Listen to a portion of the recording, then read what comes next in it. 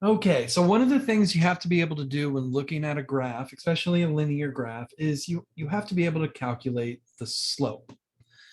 So the slope is the change in y divided by the change in x. It's rise over run. And so it's y2 minus y1 over x2 minus x1. And it doesn't matter which x value you call 1 and which x value you call 2. It doesn't matter which y value you call 1 and what y value you call 2, as long as the coordinates go together, right? So you can't mix them up. So x2 always goes with y2, and x1 always goes with y1. So as long as you don't mix them up, it doesn't matter what order you put them in the formula. And so that's helpful for remembering the formula and how to use it going down the line. The other suggestion that I would have is that when you're trying to calculate a slope, there's one rule that we need to think about. You don't use a data point.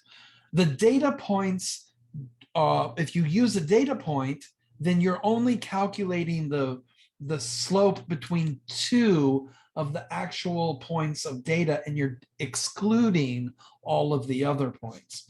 So in order to calculate the slope of a trend line, what you do is you pick points that the trend line intersects on the graph that are not data points. So I've got some data points. They're here, here, here, here, here, here, and there. Whatever I do, I'm not going to pick any of those points. So what I do though, here's some advice, is that I look for spots on the graph that the intersection is clearly on a line. So I don't have to think about too much of where they are. It's the trend line is very clear for me. And so I think I see one here. This looks like a pretty solid intersection. It's right on the line for both the x-axis and the y-axis. Okay, so I can call that one x1 and y1, or I can call it x2 and y2, doesn't matter. But let's see if I can find another one. Let's see, another good intersecting point. Seems like I can find one over here at 200 grams. That one is right on the two lines as well. So these are the 2 points that I can pick on the trend line to get the slope of the trend line. So again, it doesn't matter what I call x1 and x and y1. So I'm going to just calculate the slope like this. I'm going to go change in y over change in x. I am going to use this point first. And so, and the reason I'm going to do that is just because it's a bigger number first. So the y value is 330 grams, and the x value is 30 milliliters. And so let's just make sure that we go over here, 300, 320, 330. Oh, I was on the 20 line. So yeah, glad I checked. So 300, 320, 310, 320, 330 here. Yeah, okay, so 330, and then let's come down. Yeah, so that's 30 milliliters. All right, what about this one here? What is this? 200, and then I've got, looks like 15, 16, 17, 18. So it's 30 milliliters. And remember, in the sig figs, that's 30.0 milliliters.